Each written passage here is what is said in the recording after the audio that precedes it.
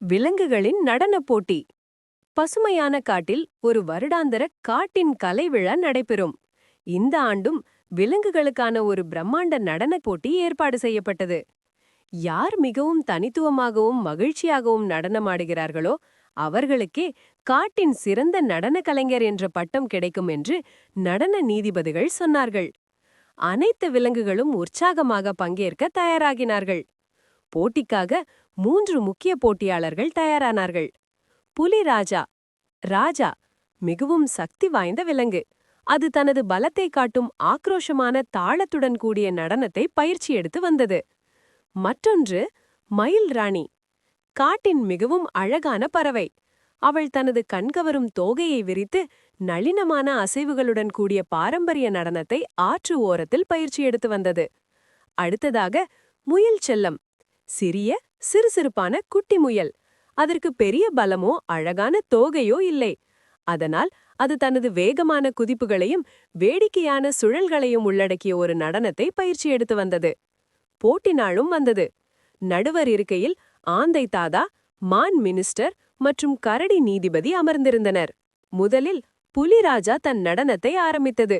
அதன் சக்தி வாய்ந்த அசைவுகள் அனைவரையும் மிரள வைத்தன. அடுத்து மயில் ராணி தனது நடனத்தால் அரங்கத்தையே மயக்கியது. பார்வையாளர்களான விலங்குகள் மகிழ்ச்சியாக ஆரவாரம் செய்தனர்கள்.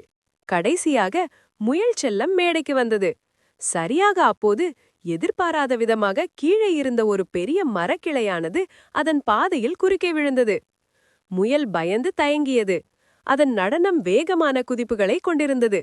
அந்த கிளை ஒரு பெரிய தடையாக இருந்தது. முயல் செல்லம் ஒரு கணம் கண்களை மூடி சிந்தித்தது. நான் சிறியவன், பலசாலி அல்ல. ஆனால் நான் பயந்து ஓடினால் என் உழைப்பு வீணாகிவிடுமே என்று நினைத்தது. உடனே அது ஒரு துணிச்சலான முடிவெடுத்தது. அது குறுகிய இடைவெளிகளை பயன்படுத்தி கிளைக்கு கீழே வளைந்து சென்றது. அதே வேகத்தில் கிளைக்கு மேல் சுறுசுறுப்பாக தாவி குதித்தது. கிளைக்கு பக்கத்தில் வந்து அதை ஒரு தாளமாக கருதி தனது கால்களால் வேகமாக தட்டி புதிய ஒலியை எழுப்பியது.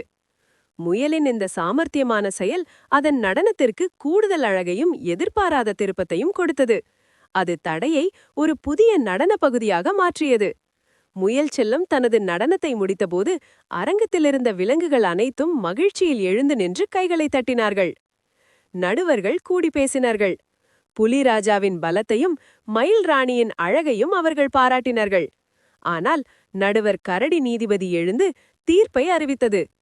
இந்த ஆண்டிற்கான காட்டின் சிறந்த நடன கலைஞர் முயல் செல்லத்திற்கு வழங்கப்படுகிறது. புலி மற்றும் மயில் அழகாகவும் சக்தி வாய்ந்தும் ஆடின.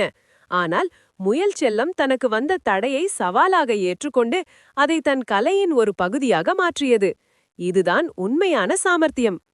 முயல் செல்லம் மகிழ்ச்சியில் துள்ளி குதித்தது. அந்த நாள் முதல் முயல் செல்லம் தான் சிறியதாக இருந்தாலும் தன்னம்பிக்கை மற்றும் சாமர்த்தியம் இருந்தால் பெரிய சவால்களை சந்திக்க முடியும் என்று காட்டில் உள்ள விலங்குகளுக்கு நிரூபித்தது. இதுபோன்ற வீடியோக்களை பார்ப்பதற்கு நம்ம சேனலை சப்ஸ்கிரைப் பண்ணுங்க. அடுத்த வீடியோவில் உங்களை சந்திக்கிறேன். நன்றி.